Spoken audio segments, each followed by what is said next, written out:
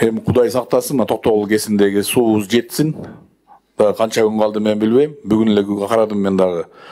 Бүгүнкүдөй суунун көлөмүнүн аздыгы Кыргызстан тарыхында болгон эмес. Туурабы? Жок, мындан ылдый 6,5 миллиардка чейин түшкөн күндөр болгон. Бул тети 2010 жылга чейин. Негизи азыр бүгүнкү күндө 7,3 миллиард киловатт саат метр кубический бар. Биздин водно-энергетический расчет боюнча 7 миллиардтан ылдыйлабайт. Азыр могу күн жылыса уже импортный келишимдер толугу менен иштей баштайт. Марттын аягына чейин замещение менен уровень удержания болот буюрса. Токтогул кесин токтотуп койгондон көрө элге ачык айтып, керек болсо 10 сааттан светти өчүргүлө. Такыр аварияга түшкөлгөндөн көрө. Жаап жашырып отура бербей.